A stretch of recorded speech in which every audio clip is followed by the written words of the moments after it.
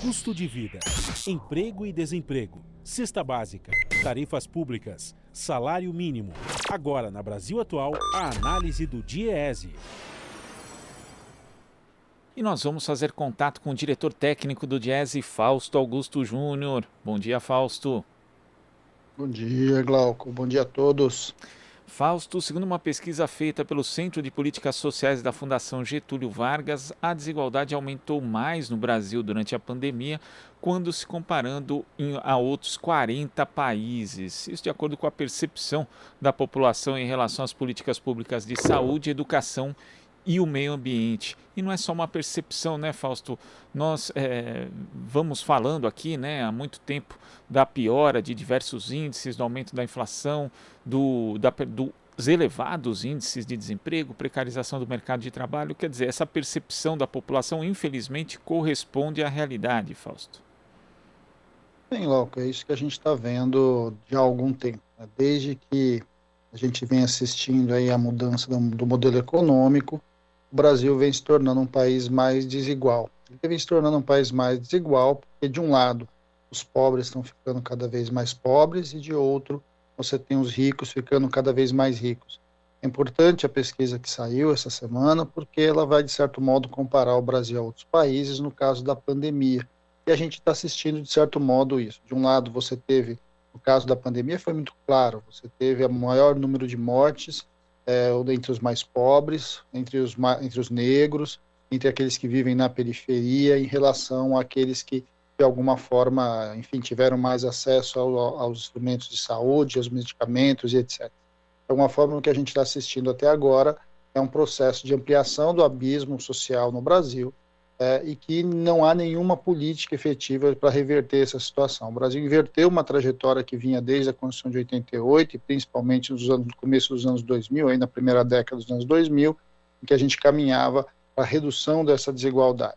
De alguma forma, isso tem a ver diretamente com a visão de que o mercado irá resolver tudo no nosso país, quando, na verdade, a gente sabe que deixar o mercado aí ao seu bel prazer significa maior concentração de renda e ampliação da pobreza. Isso é uma característica do mercado brasileiro, do capitalismo brasileiro, quando ele deixa basicamente solto ao livre mercado, à livre concorrência, a desigualdade cresce.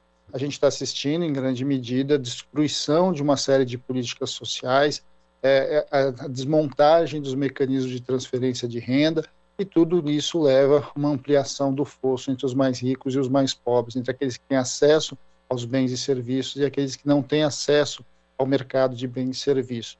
É importante, Glauco, a gente olhar, quando a gente olha para o caso da renda brasileira, a renda é sempre dividida ali pelo menos em 3 grandes blocos. De um lado você tem a renda do trabalho, essa renda vem se reduzindo, tanto de um lado por conta do aumento da inflação e da não recomposição da perda dos trabalhadores, de outro porque as famílias estão cada vez com mais, algum dos membros da sua família desempregado, ou seja, nós estamos com mais de 14 milhões de desempregados, e de alguma forma diversos setores caminhando para a informalidade, um conjunto bastante grande de trabalhadores na informalidade, tendo que basicamente se virar aí para sobreviver. De outro lado, a gente tem a renda das transferências do governamental, seja educação, saúde, a transferência direta e etc. As transferências de renda são importantes no Brasil, elas reduzem a desigualdade, e o que a gente vem assistindo é o desmonte dessas políticas e que, de alguma forma, tem reduzido o acesso aos bens, e reduzir o acesso aos bens é ampliar a desigualdade. E aí, por último, a gente tem aí a transferência, a gente tem aí as rendas vinculadas, que a gente chama de não monetária, que são as rendas das trocas entre as famílias, etc., que na pandemia a gente viu o quão importante foi esse tipo de renda. Quando a gente olha para o conjunto, a gente vai assistindo um momento em que o Brasil vai, na maior parte daquilo que compõe a estrutura de manutenção das famílias, ampliando o fosso entre aqueles que têm muito e aqueles que têm pouco. E, Fausto, é importante esse tipo de estudo que faz uma comparação do Brasil com outros países, porque desmonta um discurso recorrente do governo do Jair Bolsonaro, que é se desresponsabilizar, dizer que, olha, por exemplo, a inflação ocorre em todo mundo durante essa pandemia, mas o que ele omite é que provavelmente o Brasil deve fechar 2021 com uma terceira maior inflação do mundo. Quando a gente vê também os problemas atrelados ao câmbio, né, que acabam encarecendo alguns alimentos aqui no Brasil, se não lembrarmos que em 2020 o Brasil Brasil teve a sexta, o real a sexta moeda que mais desvalorizou também em todo o planeta, não dá para a gente chegar e dizer, olha, isso acontece em todo mundo. Acontece em todo mundo, mas no Brasil está acontecendo de uma forma muito pior por conta do governo, né, Fausto? Por conta das escolhas do atual governo, né, Glauco? O governo, primeiro, que, antes de mais nada, ele negou a existência da pandemia. Essa é uma questão importante. Ou seja, o Brasil está demorando muito tempo para sair da pandemia.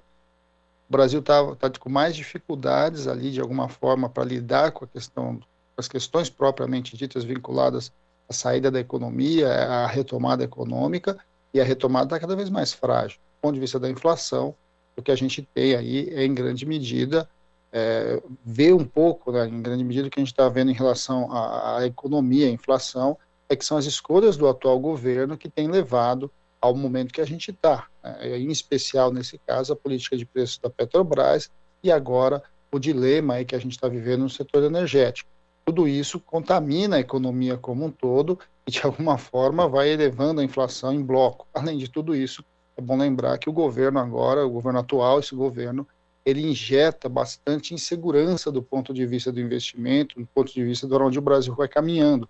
É um governo que, na verdade, não tem política econômica, é um governo que não tem política social e, de alguma forma, não tem um projeto do Brasil que não seja desmontar o que foi montado anteriormente, aí, principalmente a partir da Constituição de 88 e dos governos Lula e Dilma. De alguma forma, quando a gente olha para o que está aí pela frente, esse governo tem muita culpa do que está aí. E não tem como não se vincular o que está acontecendo às escolhas do atual governo.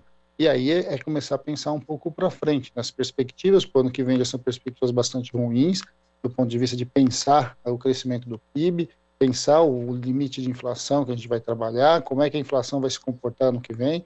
Tudo está mostrando que tudo não vai ser bom, tudo está muito complicado, até porque, como você vê, não tem nenhuma sinalização que alguma coisa vai mudar das escolhas do atual governo. Inevitavelmente, isso vai cobrar um preço muito alto da população em geral e principalmente dos mais pobres.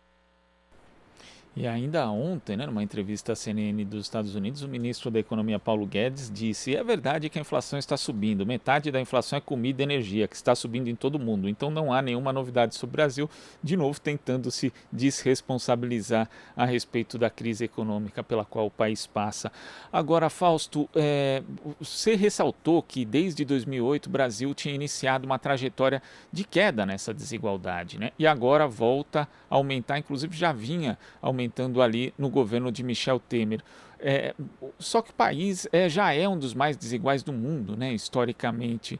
Para o Brasil retomar de novo uma trajetória de redução da desigualdade, essas medidas têm que ser tomadas agora por parte do Congresso Nacional, já que o governo do Executivo realmente não vai sair nada, Fausto, é preciso urgência em relação a isso? Sim, Glauco, a gente assistiu esse debate com relação ao auxílio emergencial. O auxílio emergencial foi uma medida importante, discutida, foi reivindicada pela sociedade em geral. Vamos lembrar aí que as centrais sindicais, movimentos sociais foram para dentro do Congresso debater minimamente a necessidade de um auxílio. Esse auxílio foi criado por dentro do Congresso e o governo teve que engolir o auxílio. A sua retirada está cobrando um preço bastante alto, tanto da nossa economia, de um lado, quanto de outro, da nossa realidade, né, do ponto de vista real da vida das pessoas. E agora, não há a menor dúvida que um dos caminhos possíveis é você voltar para o Congresso Nacional. A dúvida é saber se o Congresso Nacional vai discutir efetivamente isso, uma vez que o governo, de alguma forma, está lá na relação do toma lá da cá, e a grande pauta do Congresso Nacional hoje ainda continua sendo as reformas. Antes de mais nada, a gente tem uma pauta aí com relação ao Congresso que é uma pauta reativa, né? É uma pauta de bloqueio das desconstruções dos direitos que estão ali colocados. A bola da vez nesse momento é a reforma administrativa. Se a reforma administrativa passar, a gente vai ver vários dos mecanismos que o governo tem hoje de redução dessa desigualdade sendo desconstruída, principalmente porque é por dentro do serviço público, é por dentro da mão do Estado que, de alguma forma, você reduza essa desigualdade com mais acesso à educação, com mais acesso à saúde, enfim, com acesso à assistência social. O que está colocado no Congresso hoje, na verdade, vai no sentido oposto, de transformar os direitos sociais em mercadoria, colocar à disposição do mercado, que tende a ampliar essa desigualdade colocada. Então, a pauta hoje, de alguma forma, é uma pauta de resistência. A partir dessa pauta de resistência, a gente pode começar um bom debate sobre o para frente, em especial sobre políticas ativas de redução da desigualdade. A gente já viu que essas políticas funcionam. Foi a política do Bolsa Família, que é transferência direta, foi a política de valorização do salário mínimo, foi o investimento maciço em saúde e educação. De alguma forma, a gente sabe quais são os caminhos. Você criar mecanismos ativos de redução da informalidade, a criação do MEI foi importante, mas você tem outras ferramentas possíveis de você lidar com a informalidade. De alguma forma, você precisa lidar com os chamados microempreendedores, os chamados trabalhadores diretos, enfim, os altos trabalhadores, os trabalhadores por conta própria. A gente precisa olhar com mais cuidado para essa parte do país e a gente precisa recuperar, em grande medida, uma série de direitos trabalhistas que foram ceifados aí na reforma de 2017. É importante a gente compreender que o trabalho é um direito e a gente precisa brigar por esse direito. A taxa de desemprego precisa ceder e a questão do emprego precisa ser uma questão central.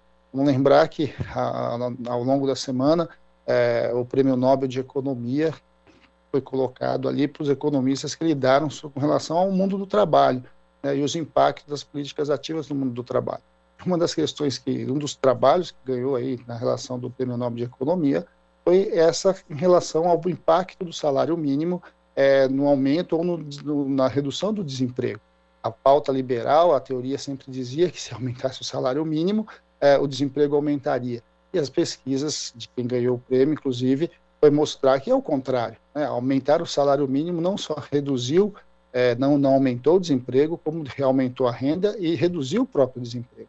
Eu acho que essas são pesquisas importantes que ajudam a gente a refletir sobre o que nós chamamos de política ativa de fato para a redução da desigualdade. O Brasil precisa minimamente construir políticas que, de alguma forma, controle a ampliação da desigualdade, uma vez, como você mesmo disse, o Brasil é um dos países mais desiguais do mundo, e que se a gente não colocar a sociedade para se mover, para mudar esse cenário, esse fosso vai cada vez aumentar. Vai aumentar porque a pandemia incorporou novas tecnologias, está exigindo um outro patamar de educação, um outro patamar de acesso à tecnologia, e de alguma forma, se a gente não criar as ferramentas para que isso se reduza, a gente vai ver o fosso entre os mais ricos e os mais pobres, aqueles que têm acesso e os que não têm acesso, se ampliar, e o mercado de trabalho cada vez mais se fracionar.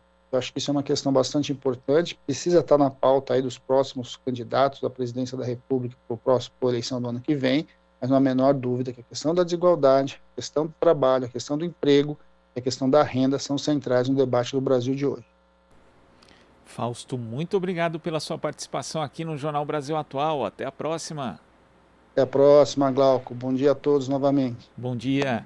Conversamos aqui com o diretor técnico do Diese, Fausto Augusto Júnior. Aqui você ouve as notícias que os outros não dão. Jornal Brasil Atual.